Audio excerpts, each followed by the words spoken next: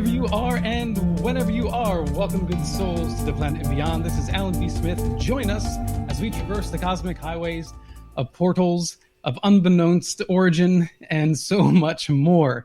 Joining us tonight is Cheryl Kosta, and we'll be talking about her new book, The UFO Beat. She is one of my favorite ufologists out there, and she'll be joining us in just a bit. Please share your thoughts and experiences with us during or after the show on Facebook.com/ParanormalNowRadio. Follow me on Twitter at paranormal_now for show updates. And yes, we are streaming live tonight on YouTube and Facebook, as well as the usual KGRA audio broadcast. So we are going out everywhere. Thank you all for joining us. For those of you who are watching in the video stream, you can go to YouTube and Facebook and join in the comments there. We can see your comments, we can highlight them, and bring your questions to the fore with our guests tonight as we go.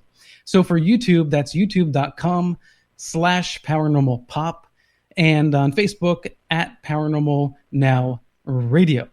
And of course, in the second hour, we will open up the radio app lines. Those are 85-KGRA Live, 855-472-5483 to call in the Paranormal Radio app hotline. Ask your questions. So we'll give you a heads up on that about 30 minutes towards the last 30 minutes of the show. And yes, I want to get your feedback as well as we go. We are on week 3 testing out the video stream, and so far, so good. We appreciate all of the interactions from everybody in the rooms last week on Facebook and YouTube. And of course, the KGRA chat room. You guys are the best. You've always been a part of the KGRA family as it is. So for those of you who are just listening to audio, you can go to the KGRAradio.com chat room and meet that family there as well. All right, so I'm going to bring on my guest, Cheryl Kosta. Cheryl is a native and resident of upstate New York who saw her first UFO at age 12. A military veteran. She's a retired information security professional from the aerospace industry. And she's been a speaker at the International UFO Congress and at the MUFON Symposium. Cheryl was the writer of the UFO column New York Skies for Syracuse New Times.com. I almost messed it up. Last time I said Syracuse New York Times. It's not. Syracuse New Times.com. Besides being a journalist, she's also a published playwright. She holds a Bachelor of Arts degree from the State University of New York at Empire State College in entertainment writing. Her books include UFO Sightings Desk Reference, co-authored with Linda Miller Costa, and now her new book, The UFO Beat. Cheryl, welcome to the program. Mic is muted. Oh, there we go. How you doing? We are good. Welcome again. Thank you. It's a delight to always come back to your show. I always love you doing your show. Yeah, so we have so much going on that you are to share with us tonight, especially an exclusive insider look on what's happening in our skies. Yeah. Before we jump into that, I have to ask you, why did you write this new book after all the work that you've done with statistics and whatnot? Well, okay, what we did with this book was sooner or later, the publisher of Syracuse New Times, the paper went out of business June of 2019, and he promised to leave the website up so that all the other journalists could have something to point back to and say, this is where I was, and look at some of our work. I knew it would be going away someday. Okay, so we decided we went in. I owned those articles were not owned by the paper; they were owned by me because I was always a freelance. So we went back and captured them, and we were able to retrieve all of them. There were several different what they call them. There were several different IT managers, and where the stuff was stored in their server was different with the several different managers, and it took us a while to find them, but we did. It was 236 articles from July of 2013 right up through the end of June in 2019, and we decided to put them in there, and maybe in some cases edit them and clean them up a tad better than they were when they went to press. some of the copy editors weren't always so great when we put them in the paper. But we captured them all. We put them in. We tried to put it into a 5x9 book, but it would have been a doorstop. So we decided to go with the 8.5x11 format, which is, nice big book, Yeah, here we go. And we put it together. When we put it together, we've had the manuscript sitting around since late last year. And we had technical problems with the layout. And then when we got into this COVID-19 sequester thing and we had nothing else to do but eat and watch streaming television, we decided, hey, why don't we set up the production setup, which is in my dining room, and I got multiple screens here and all this kind of stuff. Mm-hmm. And we set it up. We fixed the problems. We laid out a new format, and we published it. In fact, we published a total of 3. I had all these manuscripts sitting in my closet I had not done anything with. And I recently bought a very advanced software last year.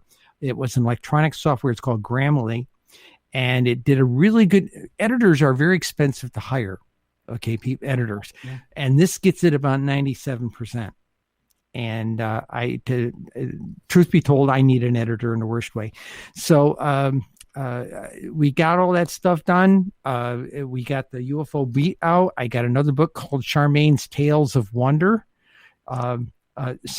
Strange, fascinating, and weird stories. They're all my short stories. And I'm going to have a Charmaine's 2 probably in about 6 months.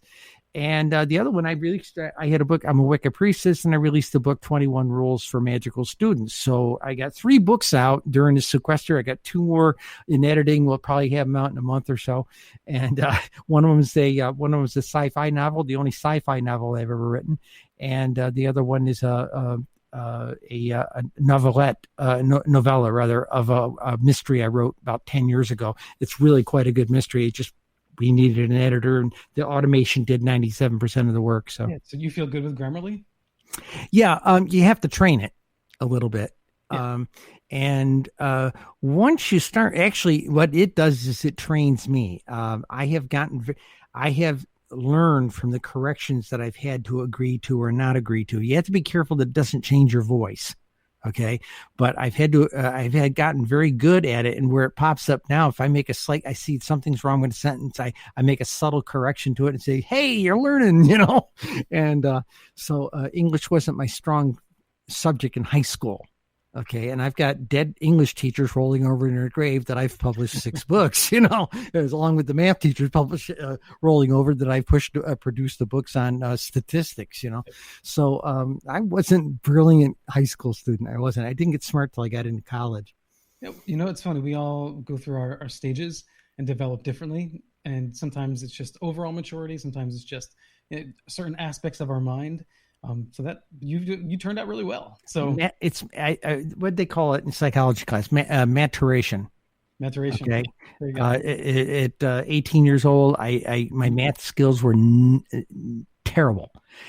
Around 28 years old, one day it was like somebody threw a switch. Okay. Now, Did I get touched by aliens and they gave me the extra software? I don't know. All I know is one day I was sitting there playing with a calculator and suddenly the numbers were singing to me. And when we started writing our column here, years later 30 years later, the statistics made sense. And I'm doing some of it in my head and I'm going, and of course, Excel did it a lot better than me, but I was actually able to look at the numbers and see where they were going. And who knew, like I said, I had 6 people I went to high school with 40 years ago, 50 years ago, actually, call me up and say, hey, our math teachers, you were voted most likely never to ever add anything up again, that kind of thing. Well, so, I also think, like you said, maturity. I think that when you're younger, especially when it comes to math skills, yes, some people are better than others, but I think there's also an emotional aspect to it. There's like, for me, I had anxiety, and that comes from an emotional place, so I probably would have been a lot better at math now as an adult because there's nothing scary about it. There's nothing. I'm not afraid of math. There's no fear. Whereas when I was a child or even a teenager, it was like, oh my God, this dreaded thing, which hurts your ability to learn. Yeah. In my case, like I said, 28 years old. I was a combat veteran in Vietnam from 71 to 72. Very ugly portion of my life. And then I was in the Navy in nuclear submarines from 76. I was in the Navy from 74 to 82. Okay. And in submarines from 76 to 79. Mm-hmm. And advanced electronics instructor, all that kind of thing. And so, the math stuff just sang to me at that point. The writing part of it didn't mature in me until I was 37 years old. And guess what happened? What was going on at 37 years old? I was going through a gender change. We don't know if it was the hormone shots they were giving me or something, but it was like a switch went on there too, And so one day I was home recuperating from my operation, and I started typing on my remember those old, I don't know if you're old enough to remember that IBM had a little IBM PC that looked like it was in a sewing machine case, right? And I had one of those, and one day I started typing something, and next thing you know, I had written a story. Spelling was terrible, grammar was horrid, but I had written a really, really engaging science fiction story someplace else, and that's what got it all started. And some English professor saw a copy I shared with a friend of mine at a science fiction con, and apparently my friend dropped it on the ground. Some English teacher picked it up. She was a professor at some college, and she looked at it and she says, "Wow." She says, "Your grammar's terrible. Your spelling's worse. But by God, you told me an engaging story that held my attention. Pardon the red marks," that kind of thing. Yeah. So here we are now. Yep. You are a wonderful woman and ufologist, and we have a lot to talk about in that regard. So tell us more about your book. Okay, well, the book primarily is a recap of literally all the articles I wrote over the 7 years that I wrote.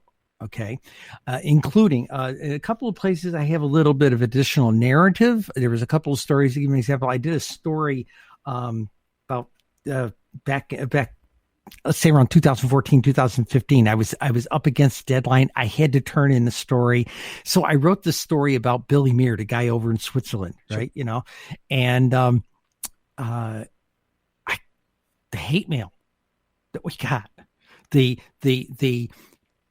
two camps, the guys who support Billy Muir and the guys who did not support Billy Muir, went to war in the comment section of the article. Okay. So that particular article, when I saw it there, I added an addendum to it and I said, every reporter hopes to have a story that really has some oomph to it, right? Who knew that a 300-400 word story about a one-armed guy in Switzerland was going to cause this kind of controversy? And then I made a reference. I said, when the artist Remington very famous artist Remington was down in Cuba just before the Spanish-American War. Mm-hmm. And he sent a telegram to Mr. Hearst and said, there's not going to be a war. He says, you send me the pictures, I'll give you the war, And in that context, I was very delighted to give them a story that caused a small war. It was wonderful. Yeah, my editors went bananas. They loved the fact that it caused that. Right, but it's thought-provoking. And that's what ufology needs, right? Yeah, we need more of that. Go ahead. No, go ahead. The other thing we did was there's only a few articles like that. We kept all the charts, all the charts that I ever did. In fact, what led to the book was the fact that I started doing these little weekly charts about different counties in upstate New York and everything like this. We didn't know what we were doing, and then we compiled it all one time and showed it to a bunch of New York State UFO investigators. And they said, we didn't know there was a cluster there. We didn't know there was a cluster there either. Who knew we knew there was a Lake Erie effect. We didn't know there was a Lake Ontario effect, And so Linda and I sat down. This is in 2015. By this point, it's October of 2015. And we're sitting there in our pub with our pints and looking at each other and says, wow, look at the stuff that we discovered. What if we did the whole country? And we sat there and stared at each other for another 20 minutes thinking we must be out of our minds. We figured it'd take a year. It took 18 months. Okay. And but who knew? The New York Times would look at it and say, "My God, some old ladies in Syracuse did the science. This is brilliant," that kind of thing. And as soon as they published an article about us, and you can Google the article, listeners, if you want to see it. It's Google NYT for New York Times, NYT UFO Costa, Costa. You'll get a 24 April 2017 article. Okay. And so they launched that article, World Newspaper of Record launches an article like that. And suddenly I am on every editor's hit list. I was keeping up for 4 weeks, and I just retired. I was working 8 hours to 12 hours a day, keeping up with the interviews. It was weird, but it was fun. It was exciting. And the book has become a standard, and provided COVID-19 doesn't take me and Linda out, while we're not doing a lot of visibility right now, we are still tracking the numbers.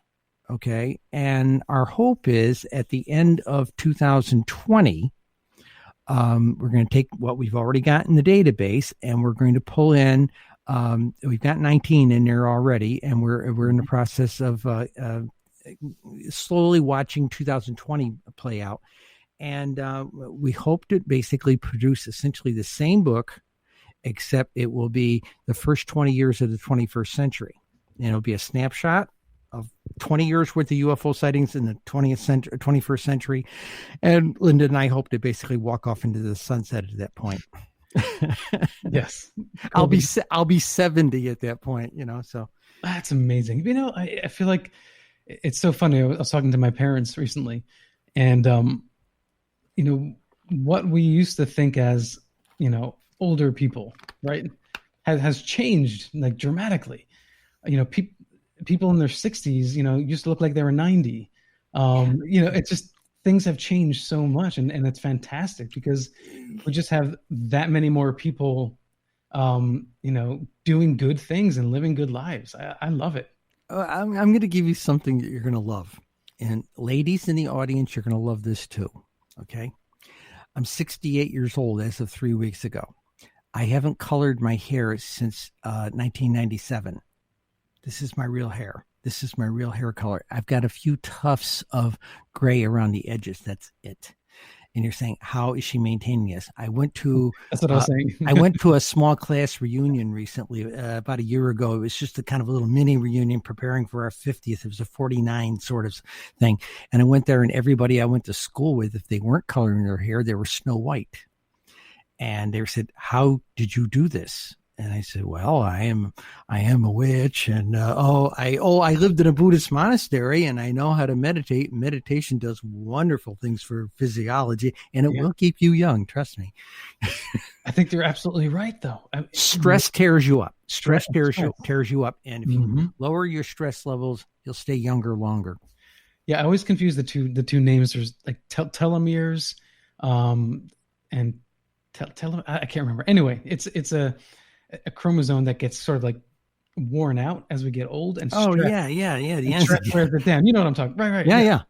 And I mean that's universal. I think we all know that. But also, I mean, in every which way that we treat our body, if we are stressing it out, then I guess ultimately we're reducing our lifespan. I mean, even weightlifters like who are lifelong weightlifters like Arnold Schwarzenegger, right?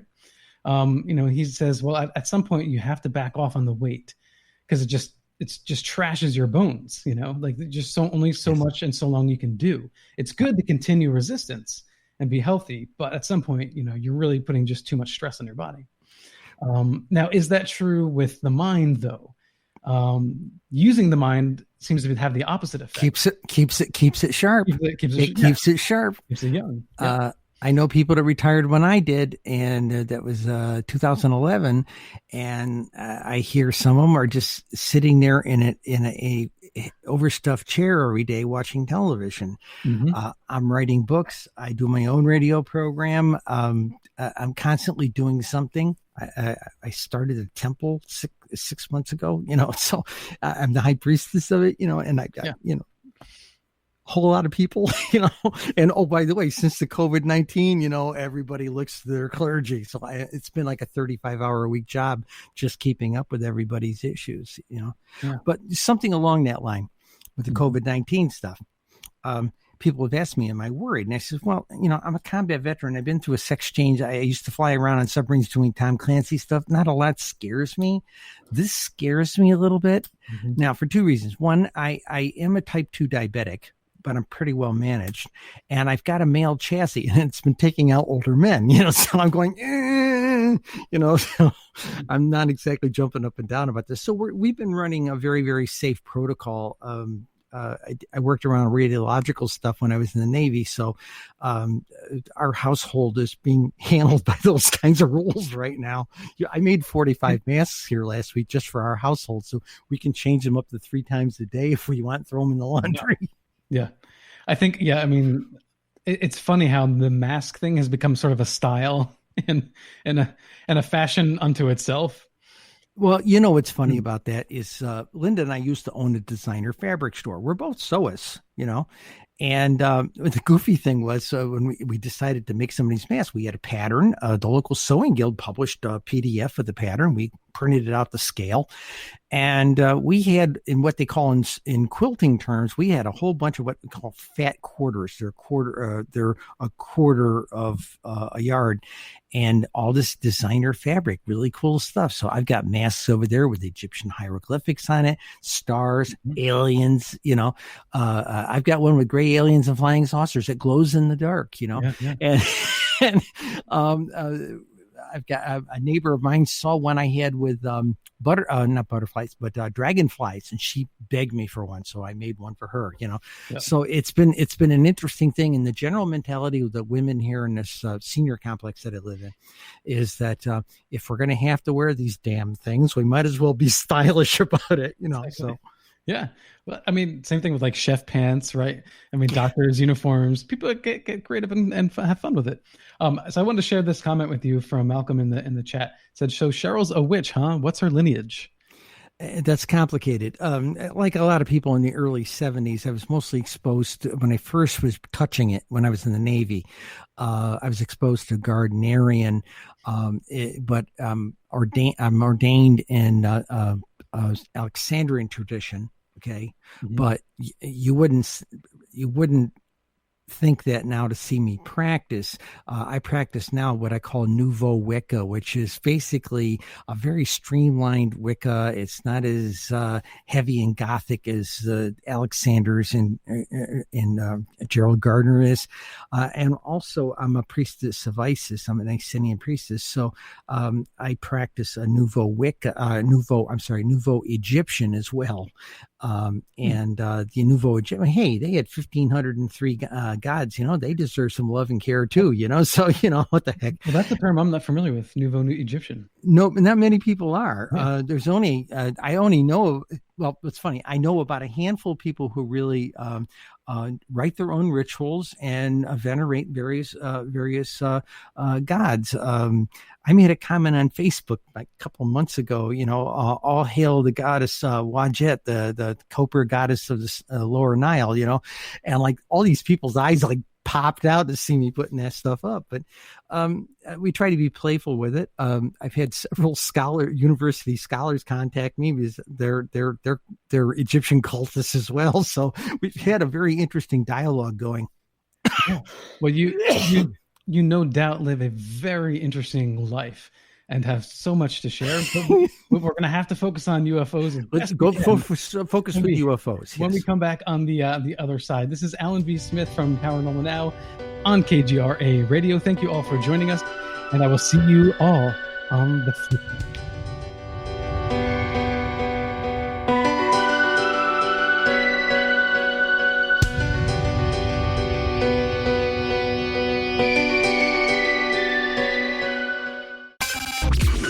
Mainstream media's most wanted.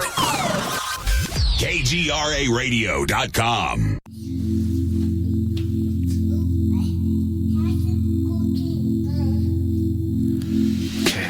Lost in a bad way, cost me my family. lonely. Chaos around me, can't hear my heart say, hey, that's the wrong way. Hey, that's the wrong way. Hey, that's the wrong way. That's the wrong way. You're lost in a bad way, starting to let go. Gone too far the wrong way. Can take it all back now. And we are back. Thank you all for joining us once again. My guest tonight is Cheryl Kosta, and this is Alan B. Smith for Paranormal Now on KGRA Radio. Okay, now, yes, we will fly high in the UFO sky for the rest of this hour. And Cheryl Kosta has some wares of her own that she wants to share with you. So if you are listening to the audio stream of this, if you want to check out the video, you can go to youtube.com/paranormalpop. And we are there in live Technicolor. And then, of course, you can comment in the YouTube and Facebook comment sections, and we'll field your questions there as well. But, of course, in the last 30 minutes, you have a chance to call in and actually talk to Cheryl Kosta and myself and ask her your questions.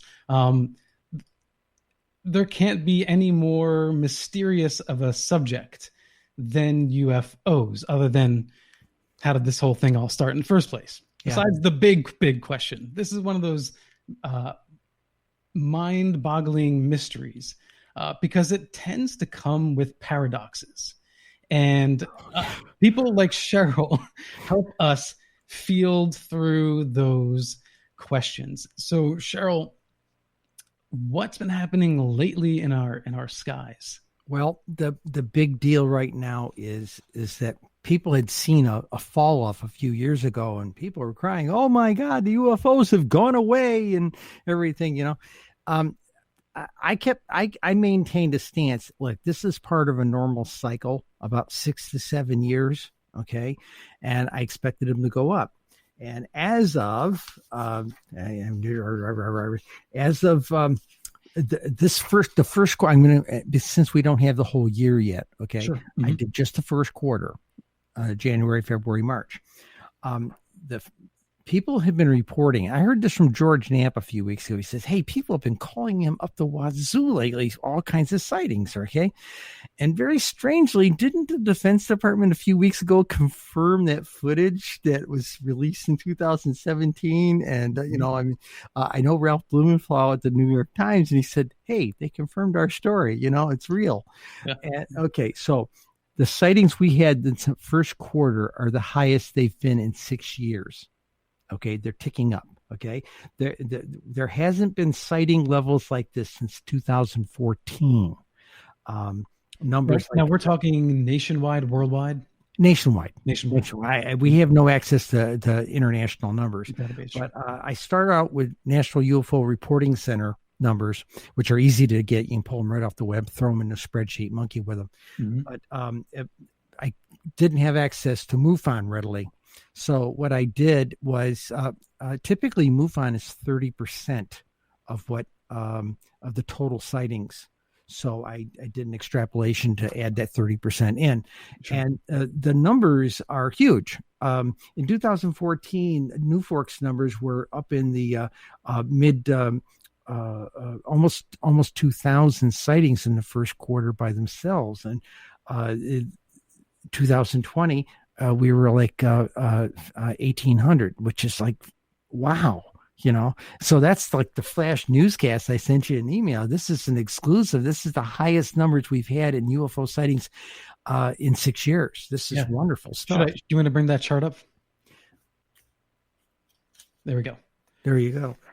And this is a big deal. I finally got the numbers right here in front of me. In 2014, the first quarter total numbers, and remember the MUFON numbers extrapolated, but the NUFORC number was 1,806 sightings for April, and for NUFORC.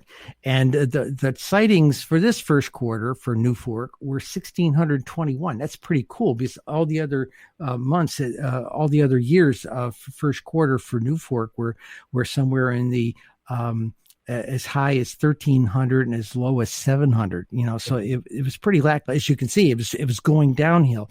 And when I saw it going down, 2013 was a bit of a fluke, because if you went back and look at 2011 and 10 and like that, it was pretty high up there.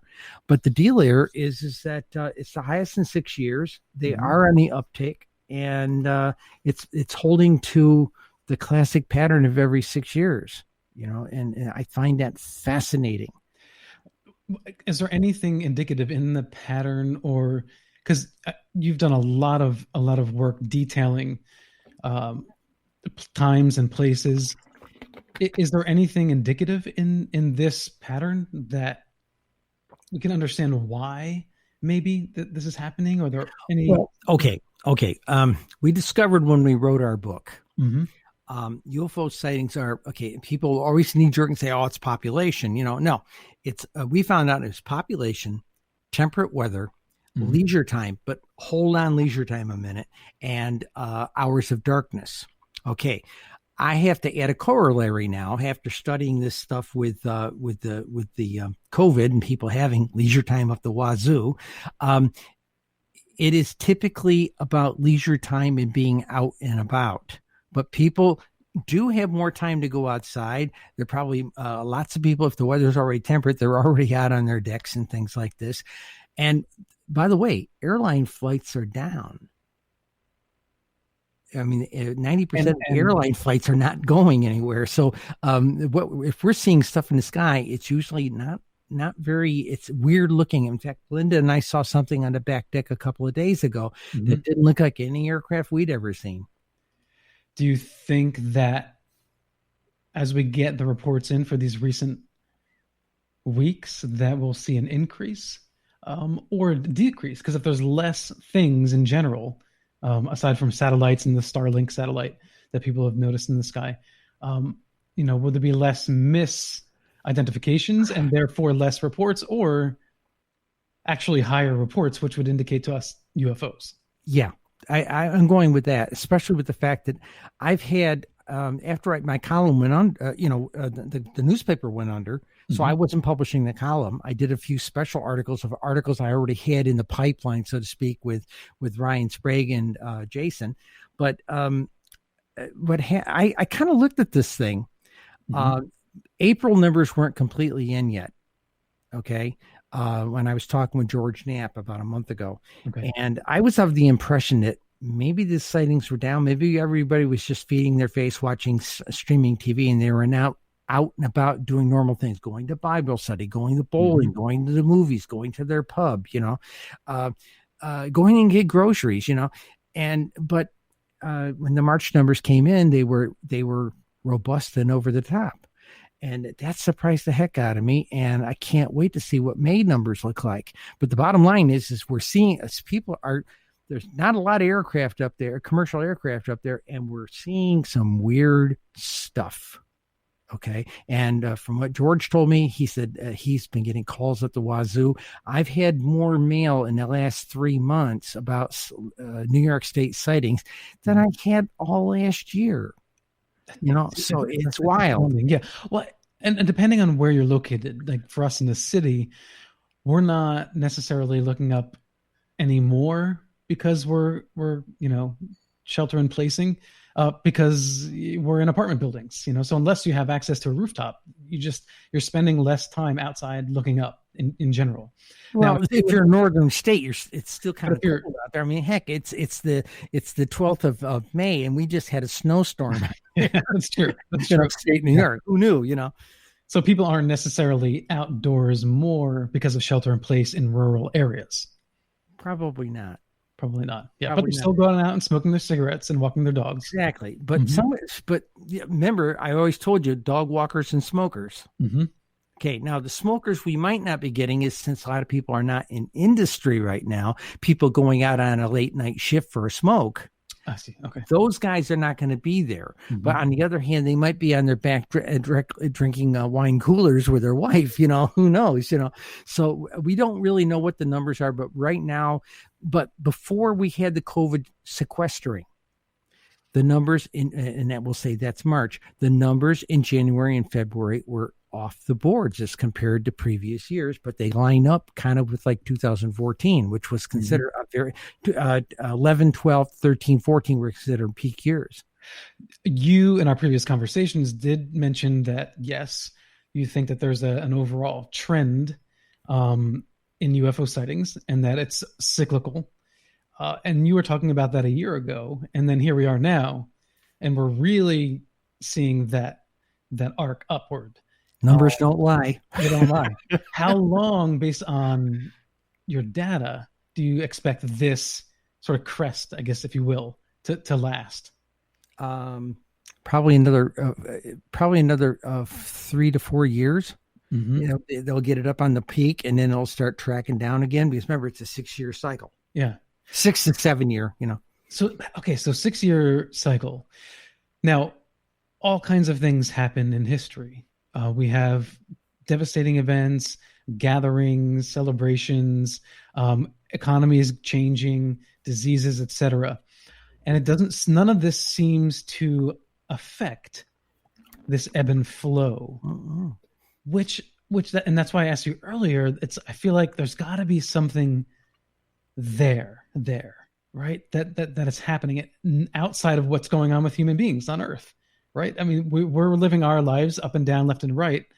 And this thing is just, playing out as it normally does. Goes along like a snake, Right. Yeah. So I wonder if there's something that we can, maybe it's just so beyond our scope. We can't. We were joking about when the numbers were falling off, and I got mail from people saying, "Oh, Trump announced Space Force, they all left." No, it was already in the toilet before he did that. We were running around. We had jokes running around the newsroom here in the household. My wife said, "Hey, their grants ran out." Those guys' grants went out. We're being studied. We're a petri dish. They watch us. So maybe they do have to go get grants. Who knows? But the bottom line is something is very consistent. It may be. Maybe something astrologically of where our planet is positioned. It may have something to do with the transwarp corridors they use to get here. Who knows? I remember that someone saying maybe it was the Serpo papers or something that said that they had to travel a certain amount of time to get someplace. Oh no, it wasn't. It was only 7 months to get 39 light years away. So okay, but the bottom line is something is regular about this thing, and it's probably the most consistent thing. Now, what I don't know, and I won't know till the end of 2020. When everybody else was in the toilet, there were four shapes that weren't. Okay. 3 of the shapes. If one particular shape was there, the other 2 were there with it. Okay. And that was my theory about a mothership, transport ships, and scout ships. Okay. And you could see it in the volume there was a volume of scout ships, and there was a lesser number of the transport ships, and the sightings of the mothership were much lower. Okay. You wouldn't expect the mothership to come down and land. Sure. There was that. And then there was a 4th pattern, and you almost didn't know about it. And I heard about this. I was listening to Coast to Coast one night. I heard George Knapp talking to Dr. Valet. And he was talking about the fact that there was this changing UFO. Now, when I saw that in the shapes, I thought, oh, somebody doesn't know what they're looking at, But he talked about the changing UFOs. They would put their equipment on it, and it would manifest as something else, And I said, wow, does that AI have telepathy and knows when we're looking at it and can do a stealth thing of making it look like something else, Yeah.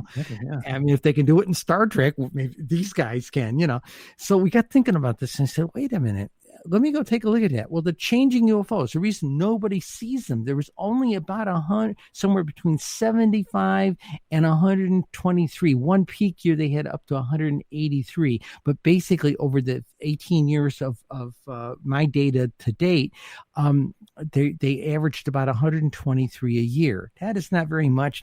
Most UFO guys would just say, oh, that's not a trend, that's nothing.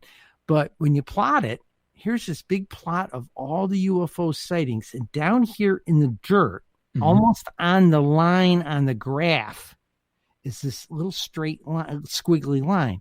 Yep. When you blow that up, it's cyclic. It's cyclic. It's the most regular thing in the UFO shapes model. It is consistent. It is there all the time. And if there is a shape that is the real thing, as people say, Mhm. it's the changing UFO. The changing UFO. Okay, so if you compare number of sightings of This is psychotic analysis of the data. Trust me, I spent too many hours looking at this stuff. Believe me. well, just blame it on quarantining. So the shapeless or shape shifting, right? How many of those reports compare to saucer shape versus triangle? Do you know? Like I said, they're down in the dirt. Saucer shapes were up in the 3,500, 6,000 range between both 3,500, databases. Okay. Mhm. Everything else was up in there in these high numbers. Okay. Of course, triangles were through the roof, things like this. Disc shapes, what we would call saucers, average, they were about 3,500, 3,600 between both databases, which is unusual because usually the databases have a 70-30 ratio. And we found that to be very interesting. But Yeah. all the other shapes and everything are up in the much high numbers, like way up here. And then this changing shape was down here in the dirt, barely detectable. And it wasn't until I really turned up the scale on it and really went in there and plotted just the overall number for sightings and that number that I see it. And that's after I heard Dr. Valet talking about it. And then I went ahead and blew that up and did a report on just that 18 years worth of that shape. And when you look at it then at a scale of only about 200, 1 to 200 in the vertical scale, there it is. And it's cyclic and it's there all the time. You said 1 to 200? Yeah. So that's like approximate ratio? 1 to 200 a year. They average they average about 123 a year, but not every single year. There are some dropouts about every 4 years. It's like they're not even there. So there's a cycle. The cycle. Yeah. And that data I've never published. I haven't published that one yet. I'm waiting. I'm waiting to include that in the 2020 book, an analysis that I'm going to have. Yeah. So they could be the puppet masters. It could be. Yeah. They could be. If everything else was bogus, those are the real thing. Wow. Okay. I have a question here from Carol Carl from KGRA Radio. And what can Cheryl offer us to help discern ours from theirs? Ours typically look like airplanes. Now, I can't talk to triangles. In fact, when I did an analysis of Linda came up with the idea of doing an analysis. I was still writing my column at the time. Linda came up with an analysis of saying, how about throwing out everything that can even remotely be considered maybe a commercial aircraft? So we completely threw emotion to the wind and say we took out cigar shapes, we took out saucers because it could be the side angle on an airplane. We took out triangles because every time I wrote a story about triangles, I'd get 50 pieces of mail saying, "Oh, Cheryl, that's a TR-3B." So I threw out anything that could even be construed to be a conventional aircraft. So we kept things like squares, rectangles, circles. Not triangles, but anything that was weird. Okay. Sure. And there was a really interesting model to look at. These were the things that probably are something else other than ours. We don't have very many. We don't have, except for a couple of universities that tested a sphere as an aircraft. They did it with a rotating balloon. We don't have any balls flying around in the sky. And we don't have things flying around that at a distance look like a refrigerator.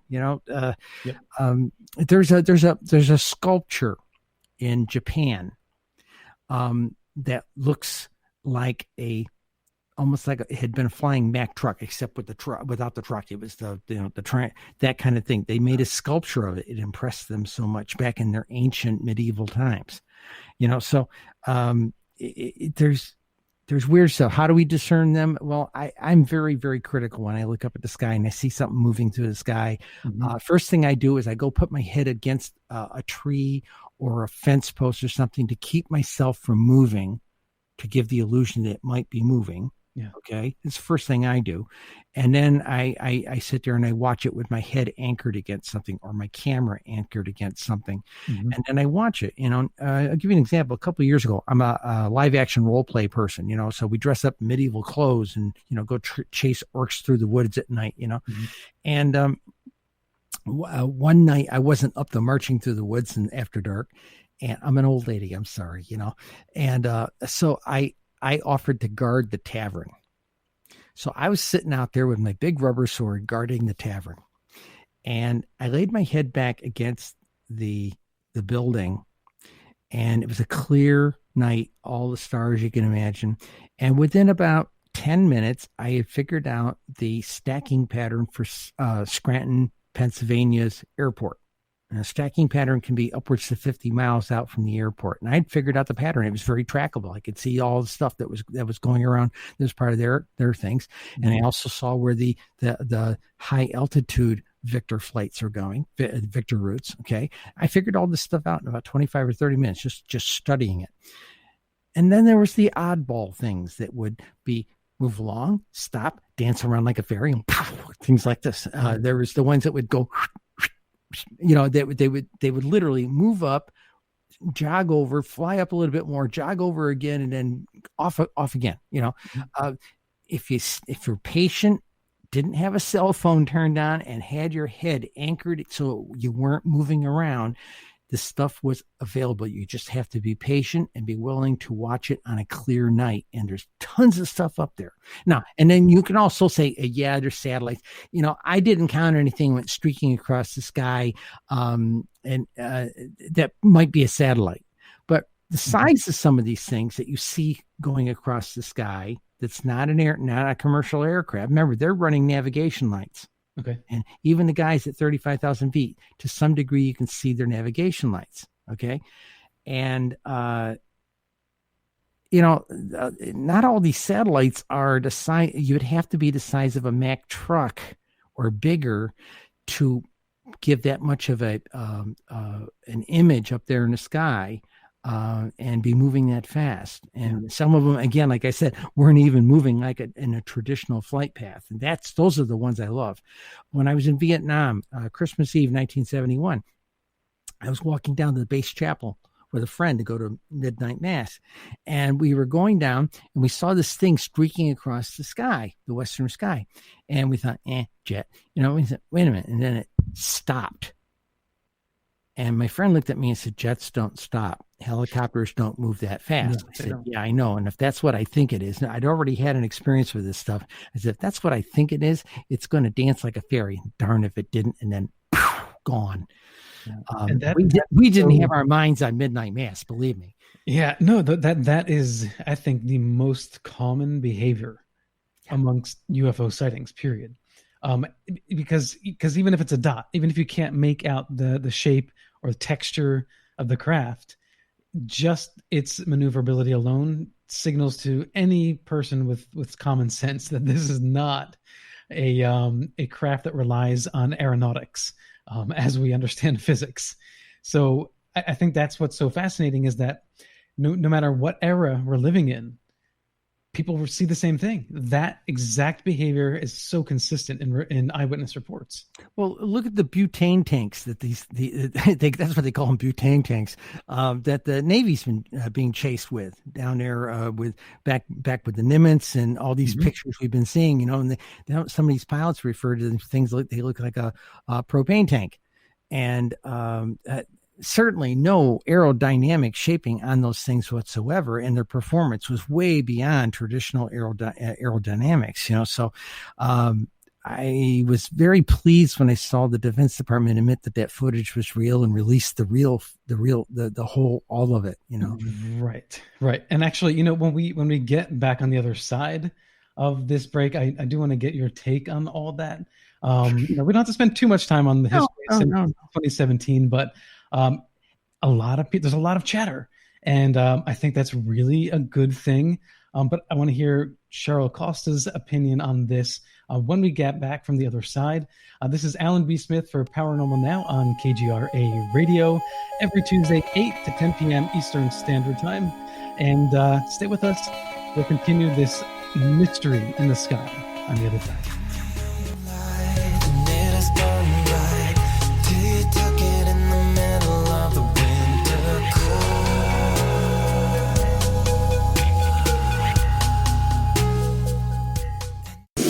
Now you have the inside contact for alternative talk radio. The Planet. KGRARadio.com.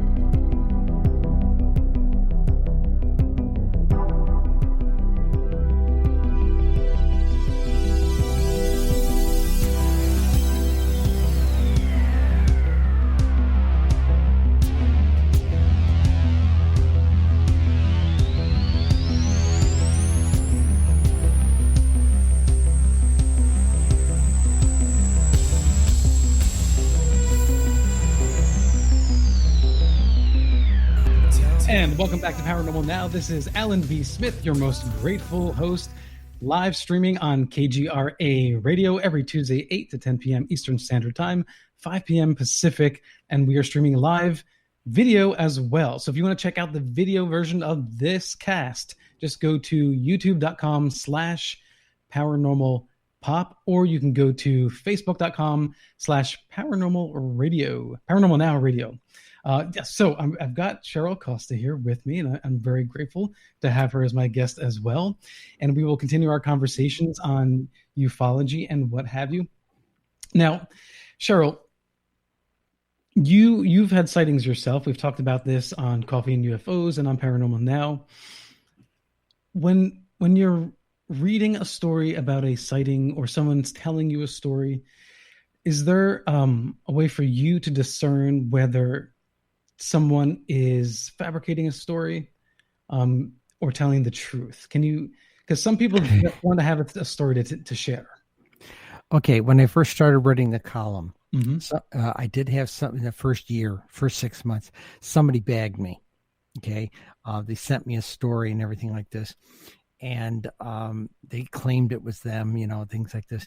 And I was searching back in New Fork data and I found it. Okay. And I said, all right, they're pulling me. They're pulling my leg here. But I had made the mistake of writing it up and it published. And I at that point, I stopped writing recent stories because I couldn't vet them the way I wanted to. Now, one thing my editor and I agreed on, we could tell you what, when, the newspaper thing, who, what, when, where, why. We could tell you what, when, and where, but we couldn't tell you why without getting a Nobel Prize. And we couldn't tell you who, most cases, because when you pull something like off New Fork or out of MUFON, they don't share names. Okay. So we agreed, my training was different. I was an entertainment writer. My journalism was coming at it from a different tack.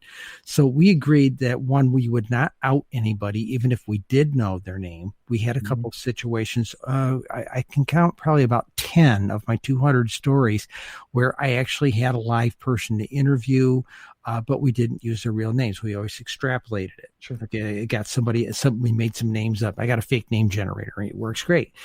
So we did that to protect our people.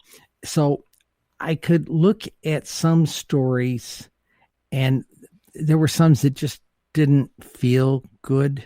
Mm-hmm. But on the other hand, when I first started writing these things, before I got the job to do it, and I went out and started going out and pitching and getting thrown out of editors' offices and things.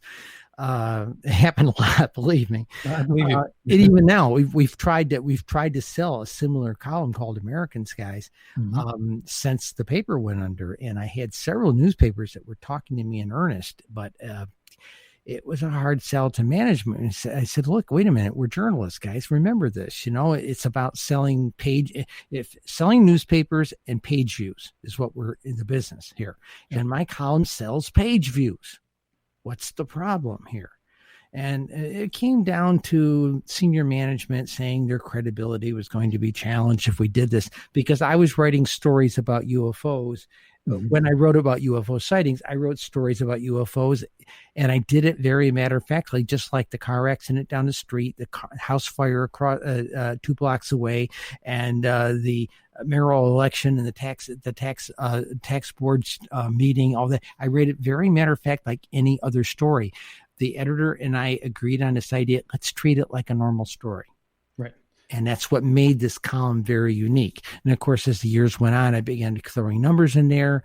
I started taking on the political aspect, especially after I met Steve Bassett. I started really trying to support him.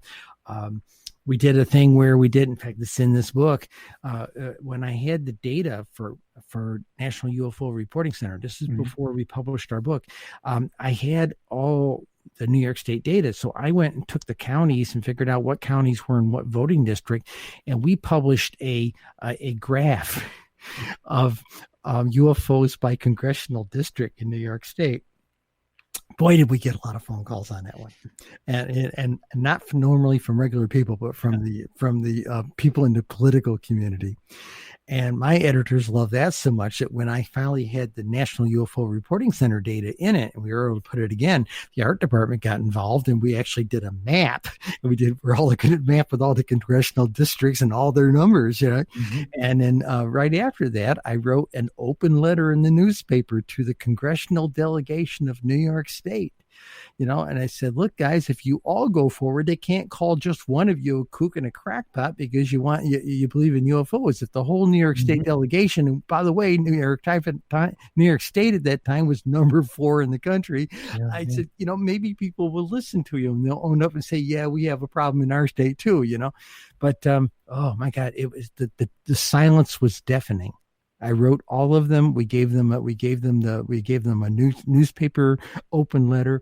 Not a peep from any of them. And what year was this? I want to say it was late 2016. We were still putting our book together. Well, I think a lot has changed since 2017 December of because of the release of the Navy videos. And there have been senators now that have shown interest in this subject, and they want answers. And finally, now the Navy said, "Oh yeah, those videos are real. We've released them officially." Quote, and that has stirred up a lot of buzz. What do you think about that? Does it make a difference whether they have officiated the release or not? Well, when you think about it, a lot of people look back at December 16th, 2017, and refer to that as disclosure. And the whole year of 2017 was disclosure. In the early part, around January, the Obama administration released a whole bunch of CIA documents that had been previously classified. Most of it was Henry Kissinger kind of stuff from the Nixon era, but there were UFO pieces of information. And I know for a fact people at the New York Times saw some of the same stuff that I downloaded and said, oh, the CIA's been telling us for years, oh, no, we don't look at that stuff. It's silly. And here we go. Here was letters from Dr. X and Dr. Y complaining back and forth about, look at this monthly pattern. It seems to go up in the summertime, And of course, Linda and I figured out, oh, yeah, it's seasonal, But it was all of that stuff. And then that came out. And then when our book came out, here was the first book in UFOlogy that had done quantification with numbers. Mm-hmm. And the New York Times, I heard the editor walked in with this 2.5-pound lethal weapon book and threw it on his editor's desk and said, somebody did the science. This stuff is real. And of course, the headline for this story was, people are seeing UFOs everywhere, and this book proves it. That's not a bad headline to have with your article, Yeah. And then what happened 6 months, 7 months later? They broke the Politico and the New York Times, and Leslie Kean broke that story along with Ralph Blumenthal. Yeah. So the rest is history. But now here we are, 3 years later, mm-hmm. and the Defense Department has confirmed what the New York Times wrote about. By Steve Bassett's standards, that was disclosure. And he, well, okay. So I love Steve. He's been on the show. A government official, a government right. agency said, yeah, these things are real. Yes. And I agree with that. He's made predictions over the years that haven't exactly come true. But he did make a prediction last time he was on the show that we were going into this cycle. So maybe this is it, right? Maybe this is the one. Now, yes, I get objectively, anybody who steps back and looks at that is a step, not towards, but a step of disclosure. And I don't see how you can deny it any other way, because the government is saying, yes, UFOs are in our skies. These things are doing extraordinary feats that we don't know. The fact that the government is saying we don't know what they're doing, how they're doing it, what they are, where they're coming from. And we would like to know. We would like to know. Yeah. I mean, like, it's almost not quite, almost getting it served on a platter, to the public, saying we're confirming this. It's deeper than that, though. Yeah, good. Look at the mainstream. Okay, look at advertising. If you told me a year ago I would be sitting in the movie theater and I see Flo from Progressive Insurance, supposedly driving a car, and there's a cartoon background going by like that, and a UFO comes over, it levitates up a cow, that kind of thing, drops it a little while later in the commercial. Okay, I saw a commercial for some kind of service a couple weeks ago, and the people who worked for the company had these bright orange T-shirts, and the logo up here was a flying saucer. I have seen probably 24 different types of commercials out there that a UFO or an alien made it into the thing. It's in the mainstream. Yeah. This is not like it was 10 years ago. Do you think that the public at large has changed their outlook on the subject or opinion of the subject? Okay. Couple of years. The media is covering it, for sure. Yeah. But they're covering it. But even with the covering, people told me, oh, yeah, the editors are open. Yeah, maybe some of the national editors are open. But when I started approaching news agencies here in New York State with the numbers for their county and their city, their immediate market, in fact, to the point where I went to them and say, I can give you your UFO sightings by your television market, because it's broken out by certain counties. Yeah. And I built a separate database, and I loaded my data into it along with the 200 markets information number. And I generated for a number of television stations their thing and said, these are the sightings for your television viewing area. Yeah. Aren't you interested in a story? And a few people did take me up on that. Okay. But for the most part, they kept me away with a 10-foot pole. And again, it came back to this credibility thing. Now, on one hand, I would have argued with them about that credibility thing. But ever since our current president took office, credibility has been a major issue with the press, and they have wanted to be solid as they go. And I can't blame them a bit. But don't you feel like the UFO coverage shouldn't be affected by that? I mean, it seems like just such a separate category unto itself. And in fact, I mean, Trump hasn't been adverse necessarily to the subject. Remember, you can't get very few people. Give an example. I have written, I gave a copy of my book to each of my United States senators. Okay. And both their offices said, well, maybe it was lost in the mailroom. I said, so you're telling me that something I sent to my United States senators was stolen or lost in the mailroom? As a taxpayer, I can't communicate with my senator. We lose letters all the time. I said, mine had a 2.5-pound book stapled to it. Mm-hmm. Okay. In fact, I threatened to go to U.S. postal inspectors and say, would you look into this? Yeah. Who stole that book in the senator's thing? Or did they really get it and they just hushed up? Senator Schumer's office did talk to me about it, and it said, could you get us another copy of the letter? I had a PDF. I sent it over to him in email, the guy right here in Syracuse. And he said, could you get us another copy of the book? I hand walked it over there. and gave it to the guy's secretary. And they said he dropped me a note a couple of days later, said we sent it down in our controlled mail, like a diplomatic mailbag, whatever, congressional mailbag. And he said, yeah, we sent it down there. You'll hear something. It's been 3 years, So Senator Gillibrand's office never responded, would never acknowledge my phone call, nothing. In fact, usually when you write your senator or congressman, usually within 6 to 8 weeks, you get back a nice form letter on their letterhead or a nice email, depending upon which system you use. Right. And you get a note back saying, thank you, we're looking into this, or we've already solved this, or there's a bill going, whatever. I never got a response back to my stuff. And I brought up issues of national defense and personal security for people in New York State. And again, they don't want to touch it with a 10-foot pole, because if Social Security is the third rail of politics, this is a cyanide capsule as far as they're concerned. Yeah.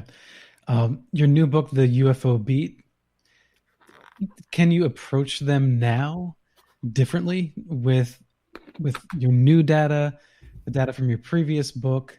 Is there a way now, has the door swung open a little bit more in just the past few weeks? I don't know. I would like to talk to Steve Bassett about it before I did anything more like that, because I'm not currently a journalist, so I don't have the weight of the paper behind me, though I do have the weight of being a published, documented expert. Yeah. The funny thing was the last physical job that I had, I was working for a bank in their corporate billing department. It's a big commercial bank. And when our book was coming out, I had to take my manager aside and say, boy, I don't know how this will hit people, but I could end up in just so you know, I could end up in and maybe my wife and I could end up in a congressional hearing. Okay. And we actually did a report to management that this was a possibility. Okay. I since left that bank a long time ago, but the bottom line is if this does get looked at, and they start trying to talk to experts, kind of like the citizen hearings, maybe I still expect for Linda and I to get called, because we've got the only book of data out there, so who knows? But I'm very concerned. I think we're getting closer to a disclosure, because if you think about all in the last 4 years, just about everything we thought was a standard of conduct has gone out the window.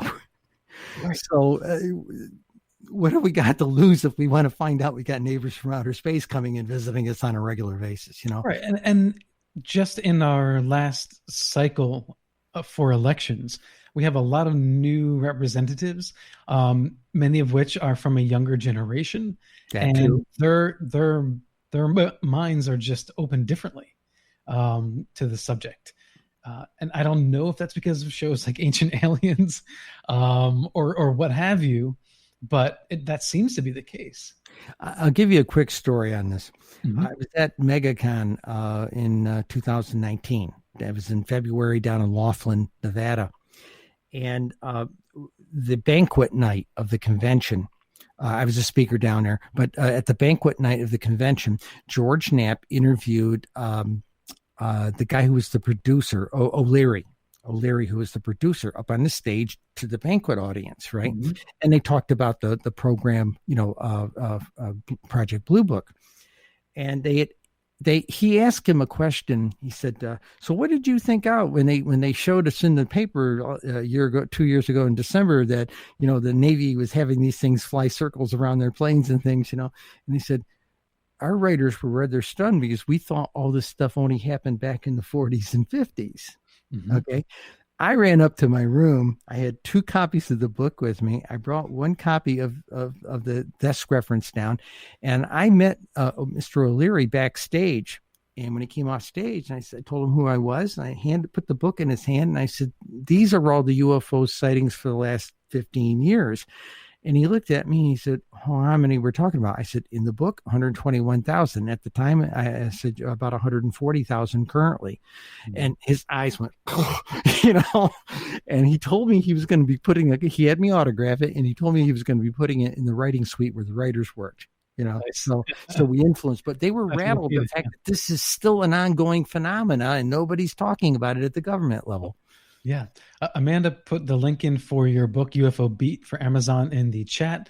And I also just dropped the link for your Syracuse New Times posts. And then the question from Amanda for you is, what is Linda's role in UFOs? I know she is Cheryl's wife and supports her, but is she a co-author and investigator in her own right? Okay. Linda is probably the trained scientist of the two of us. I've got the arts and entertainment degree. I've got the top hat and the cane, and Linda's got the real science credentials, master's degree in science. So, when we were working on this, very frequently, in fact, I dedicated the UFO Beat, to her, because whenever I got stuck on an article, we'd be sitting down over breakfast coffee or something like this, and she said, well, why haven't you talked about da or that, or this other thing? And she'd give some kind of a justification of why she thought it was important, and I'd go back and research it, and it always led to a nice article, a really good article in many cases. And when we decided to do the desk reference, I was constantly bouncing how we were going to format, how we were going to crunch the data, things I was starting to discover. She put context to it using a more scientific mind versus just me looking to deliver an entertainment piece or a thing that would be very interesting to people. Sure. So she's a co-author on the book, and she's my scientific backup, if you will, for the research that we did. The two of it wasn't just a lot of people say, oh, she's just a little lady in the background. No, she is a 50% partner on doing this project. I couldn't have done it without her. Yeah. Thanks. Thank you, Linda. If you're listening, watching, or if you're out there. Let me give you one thing. Rich Hoffman, a senior UFO investigator, made a comment, and in his preface for the book, and he made a comment that he found it intriguing that he would have needed a staff of 12 people to do what we did, and we did it in our sewing room, and the New York Times made a point of making a point that our computers were sitting next to our sergers and our cutting boards and all this other stuff. I remember there was a photograph, right, taken of that scene. Yeah. And what was funny about it was the next day, Vogue.com published a story about UFOs, and they were kind of transcripting pieces out of the New York Times article, and they had a pretty model looking off into the sky type of thing. So Linda and I are credited with the only UFO article ever published in Vogue, Yeah.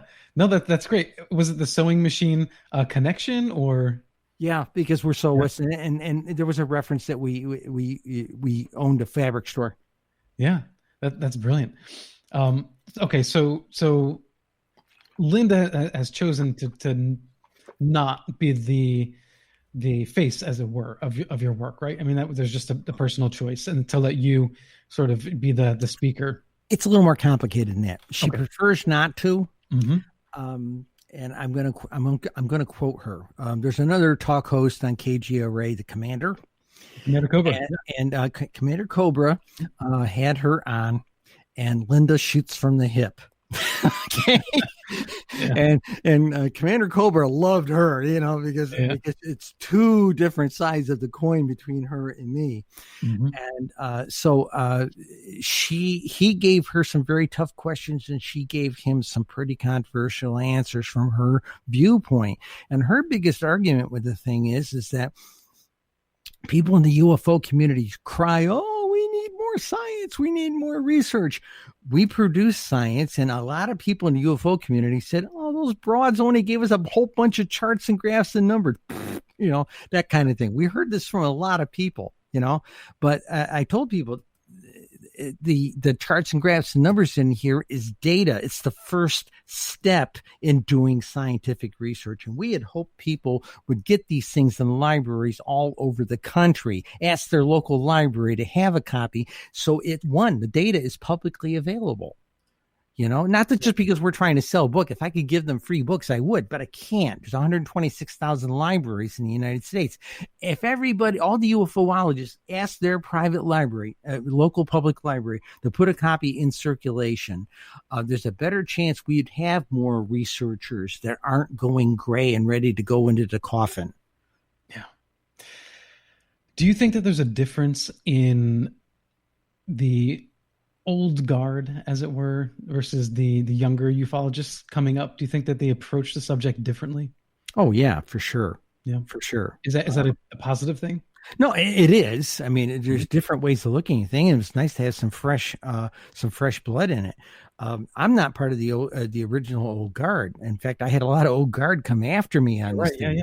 Mm-hmm. So but gradually we've won them over by saying, well, one thing I can do. I told some people, I said, everybody, when they do television documentaries, they go to the same old places, right? And I told one producer, I said, what if I could show you 150 places in the country you've never heard of that had something remarkable happen? He said, well, where's it published? I said, it isn't. I know where they are because I had both databases, and we've crunched the data in such a way that we know where all these things are all over the United States. Where a state that has almost nothing going on suddenly has 60 sightings in one day. Only time that's ever happened. And 12 of them were all in the same county. Yeah. And we have it down to the city. Nobody was interested. They want to do a television documentary with a bunch of guys running around in Mrs. Murphy's cow yard looking for evidence. That's what they want to do. Well, and I can understand the fun in that, right? It's like ghost hunting. Yeah. But, I've had a lot of people, even on some of the, when I've done radio interviews like this, there's been people who have stood up or dropped in a note in here and saying, on the little comments thing, and says, well, do you go out and do field investigations? I said, no, we don't. We're old ladies. We don't like to go out and walk into the cow patties, deal with ticks and barbed wire. Okay. I fly a terminal. I do a different kind of research, a different kind of analysis. And there are tons of different ways of looking at this besides going out there looking for a piece of the technology. But if you were given the opportunity to just go out, travel around the country, to make a study of your own, what would you choose to do? If I had the opportunity to take a television crew and they were funding it and they want to go to all these places, some of these places are not much more than a cattle crossing with a general store that sells Haagen-Dazs and a volunteer fire department. But the thing is I said, we could go there. We could give a presentation at the volunteer fire department or the VFW, whatever they got there, and give a presentation. And suddenly the community would come and listen to this presentation because this topic matter is very popular, particularly among farmers because they see a lot of them. Mm-hmm. And we could do something really interesting and hear stories from essentially ma and pa disclosure. The average guy, Joe Blow out here telling out there on a farm, telling us what happened, one night that nobody knows about because nobody looks at the numbers. They only the researchers only look at a sighting because, somebody said it came down and landed or something like that. Yeah. Mm-hmm. We've had a bunch of that stuff here in New York State. Our MUFON director has gone out and investigated some incredible cases here in New York State where it came down and left a big impression in the grass, a big impression. But, the numbers can tell you where some of this stuff is at. And unfortunately, everybody seems to be hooked on just going to the same places everybody else does a story about. And I've got 150, maybe 175 places you've never heard about. And I can't get anybody interested in the television documentary community or anything like that. What do the numbers tell us about shared eyewitnesses accounts? How frequent is that versus a singular lone account? We didn't track that. It's very difficult to track that. Many of the reports, some of them are not much more than one-liner. And I want to dispel the notion people think that there are people out there measuring the angle on the horizon and how many degrees and all this stuff. No. That's rare. It's only when you get a trained observer do you see that. And those are very rare. The average sighting is usually a one-liner. If you got an old person who typed it all in capital letters. Okay.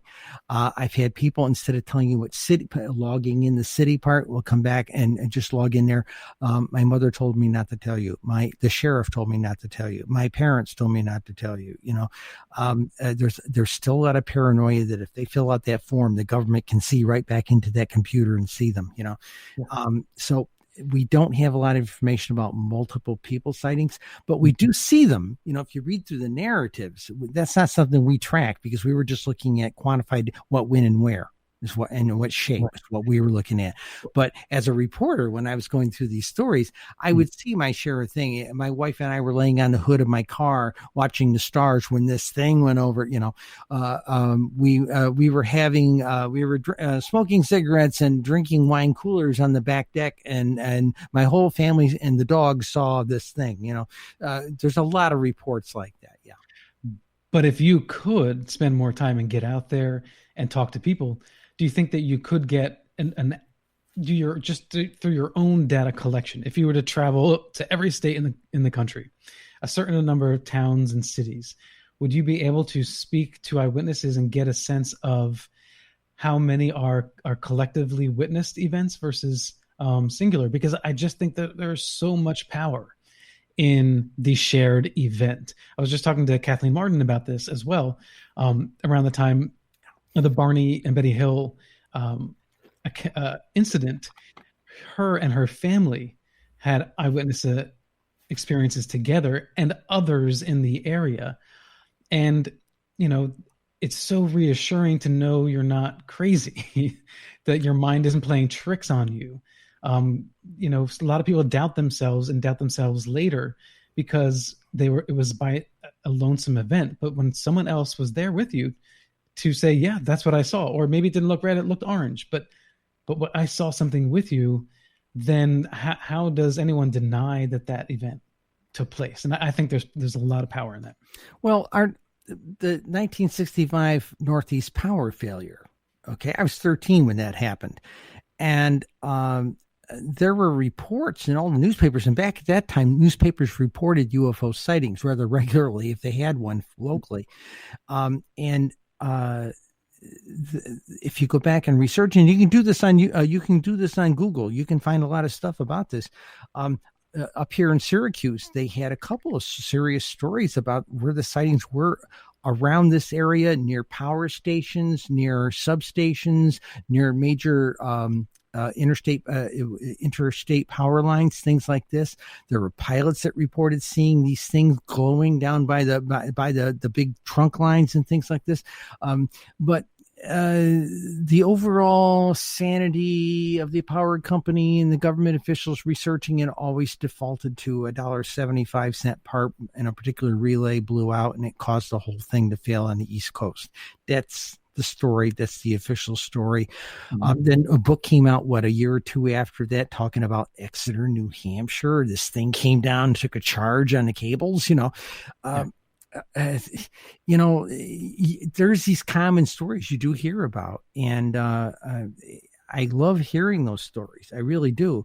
I heard one recently about 1997 up in the New Hampshire area. A craft supposedly came down, occupants came out, sat down, had a long chat with the city and county fathers up there. Okay. 1997. I don't remember. I don't know the exact town. I can't find any evidence of it, but I've heard it now from several sources. And it was a short, small story of it was carried in the Boston Globe back in the day. How come other editors across the country didn't run that story? Okay. In 1961, a UFO, a hovering, wobbling top, was flying around the Empire State Building. 22 newsmen at 57th West 57th Street, the CBS studios, saw that, including the news director for Mutual News. He watched it as well. They called over to their television engineers at the Empire State Building. Can you see it? It's on your side of the building right now. They couldn't see it close up over there, but these guys 3-4 blocks away could see this thing going around. Not one story was filed.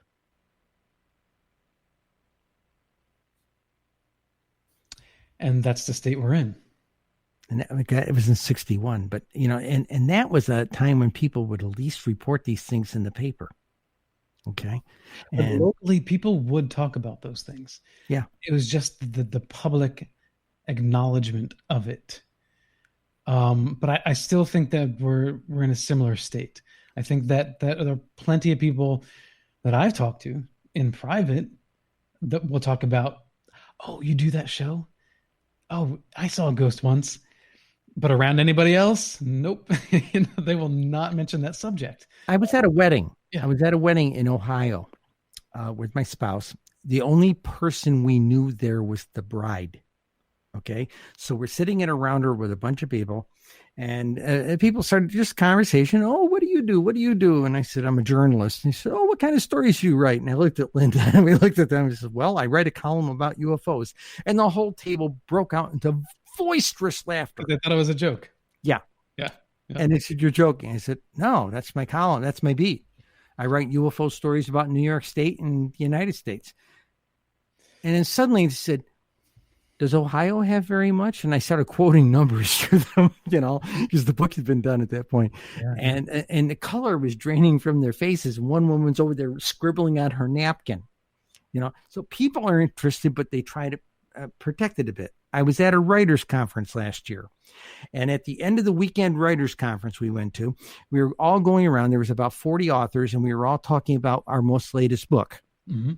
And when we were when it got to me, it was towards the end, and I said, well, I just published a book on UFO statistics. And all 40 of these people blessed it out, laughing hard like it was the biggest joke in the room. And the professor who was orchestrating the thing says, Cheryl, tell them how many copies you sold. It was more than all of them combined. Okay. Well, on that note, we're going to switch over to the open lines. So you can ask your question of Cheryl.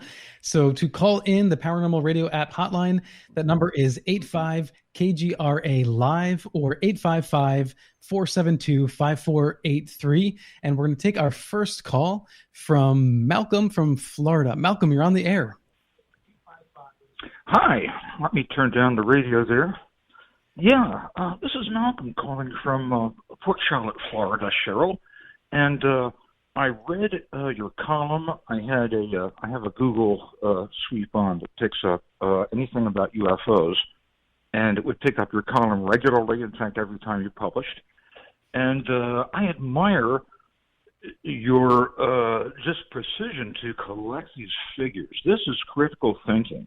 And this is something that's really rare in the paranormal community to be able to do this. And I would say you are the American transsexual equivalent of Jacques Vallée. Thank you. That's a moniker. Yeah, thanks, Malcolm. Yes, well, that's what I would say. Thank you for making the point about critical thinking, because when I proposed this book as my master's program, I got laughed out of the office. So I quit the program and wrote the book. It's funny, Malcolm. I don't know if you've experienced the same thing, but going into shelter in place and quarantine, a lot of us have found ourselves taking on projects that we otherwise would not have, and sometimes it just takes life to give you a kick in order to get something done. Have you had that experience yourself? Many times. I have more restarts than David Bowie. All right. Yeah. Have you noticed since with the sequestering and everything in the lockdown, it's been, I used to live in a Buddhist monastery, and like all my friends are complaining about how boring everything is. I said, I'm pretty much trained for this, So it's been a monastic moment for the whole bloody world when you think about it. Yeah. Yeah. I've been retired for, let's see, the last 6 years. So, I'm actually glad that I'm out of the job market and I don't have to act normal anymore. Listen, what I want to turn you on to is that we have, right here on Earth, a race that we are completely ignoring at the moment of extraterrestrial creatures with fine minds, some tools, no opposable thumbs. They're the dolphins and the whales. And right now, the best we're doing with them is maybe rehabilitating them and letting them go. But if we were to spend some energy trying to communicate with these creatures, I think it would pay off in great dividends because they have millions of years in their current form.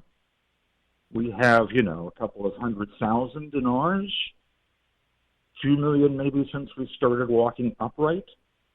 The dolphins have 12 million years, no changes in their evolution. So they probably have, if they have communication, if they have a history, it has a great more depth than ours does on this planet. That's all. Cheryl, I don't disagree. The biggest problem we have to stop thinking about if we do that kind of research is, and there are people who've done some work in this area. It has to be less about our words and more about concepts. And that type of thing. And it's a very complicated thing. Go to the library and look at a American Sign Language book. That will give you an idea of visual nonverbal communication. It's a different way of thinking. And to be honest, there are people who are really good at that.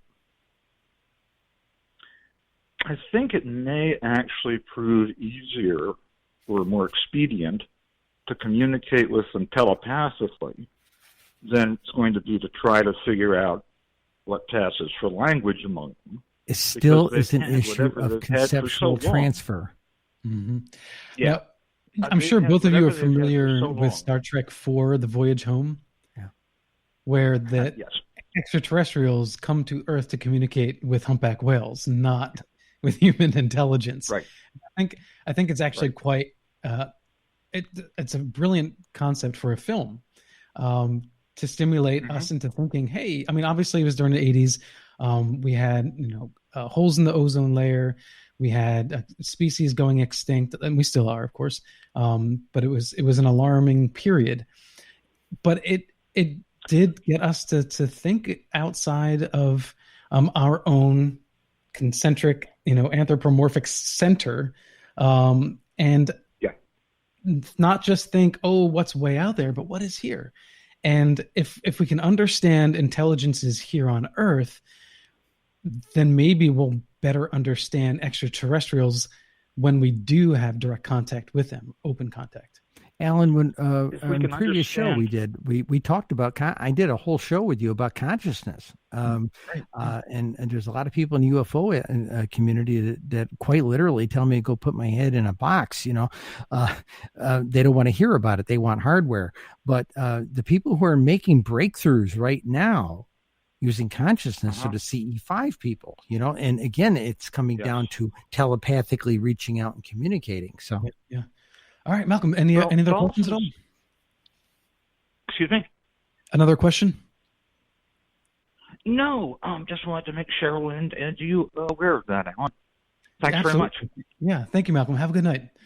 All right, and the open lines are open, so if you'd like to call in and ask Cheryl your questions, it's 855-KGRA Live for the Paranormal Radio app hotline. Stand by for your cue, and we'll bring you on. Yeah, Cheryl, Did you notice there was I put a little thing in the commentary here. We had been talking about the sequestering, and kind of we're all in a monastic moment. There have been paranormal impacts with this sequestering.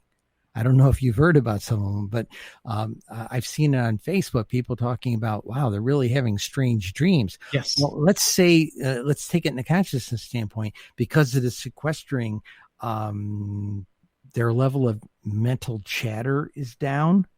So suddenly they're plugging more unconsciously, probably when they're asleep, they're plugging into the mind stream, and they're getting a volume of stuff they've never expected to experience.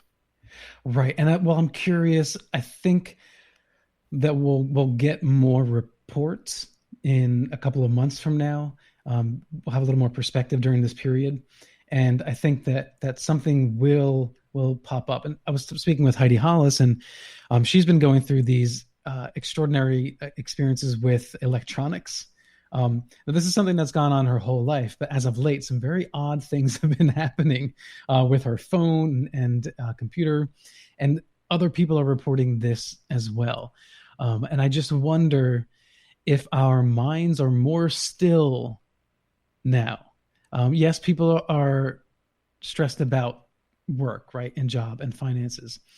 But I have to be honest, there are a lot of people out there that are getting subsidized from the government, and it's holding them afloat just long enough. They haven't lost their employment, and so they're at home, and for the moment they have some peace of mind. And what they don't have is the everyday stress, the hourly stress of that 9 to 5 or 8 to 8 job that they normally have. And maybe something's happening. Maybe something's happening because some greater percentage of minds are either not as stressed or thinking with more perspective than they have before. And I would agree with you. I've talked to other people in the mystical community, and we've discussed this idea that, did the planet, did Gaia cause this virus? Okay, because look what it's done. It suddenly the Venice water is clearing up. They can see the Himalayas in India. Yeah. A lot of stuff that should happen. And it comes back to the old idea: if the world dies, we die. If we die, the world lives. Sure.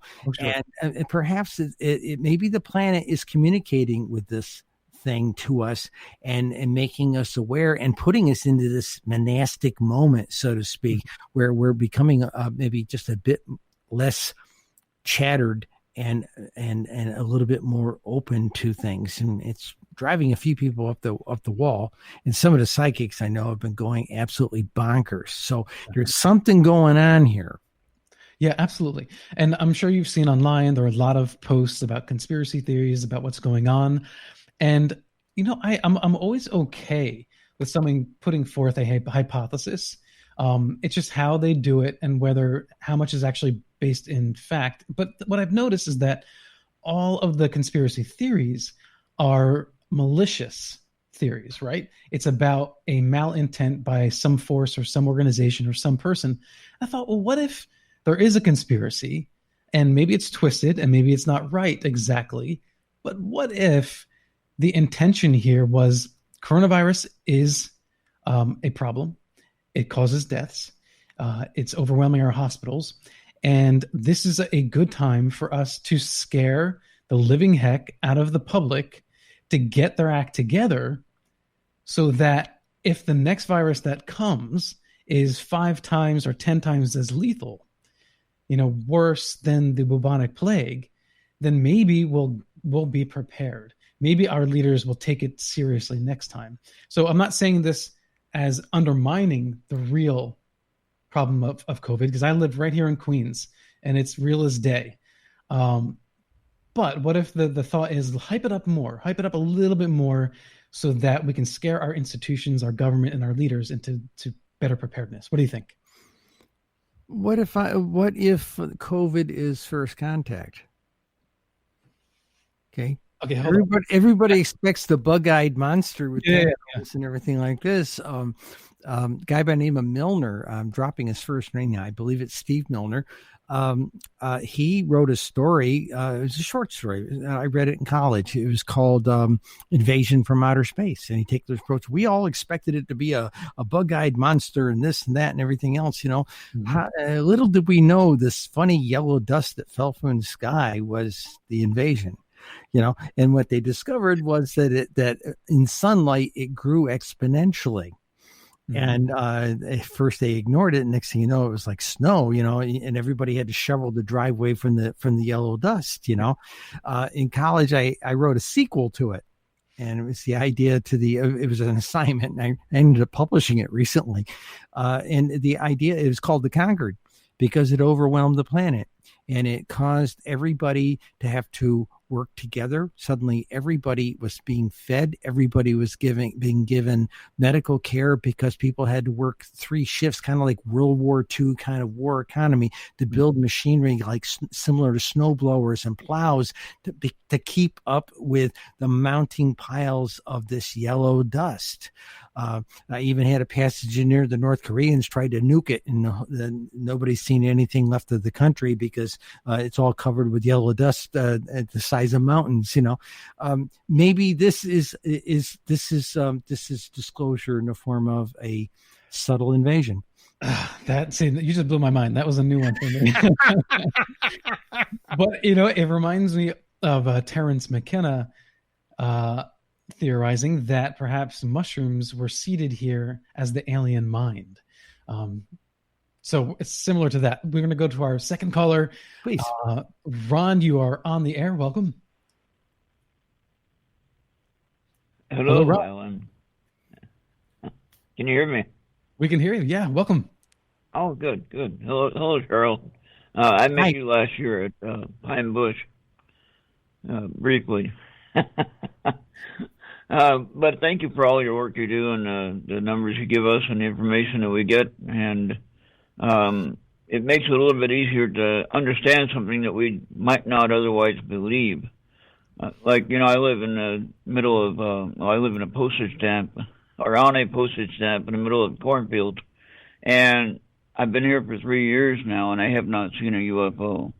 But yet this is supposed to be one of the hot spots in this area. And there has been some sightings that I've been talking to some people about. And I have more paranormal activity here than I do UFOs. The question I had, though, that I've been thinking about, do you know how high up the UFO information goes? Does the president really know, any president really know what is going on and they're not telling us? And another little sidestep to that is that I was told about a TV show on one of the money channels. They said that Minnesota was opened up on April 27th. Nobody told us that. So how much do the people in leadership really know what's going on? And how much are they telling us or not telling us on UFOs, on the virus, on whatever? Just a question, Thanks, Ron. What's your thought? Well, from my perspective, I've heard stories, talking to Steve Bassett, and he's probably the better person to answer this. But the idea is that it was held pretty much in the deep state, that type of thing, more in the intelligence ranks.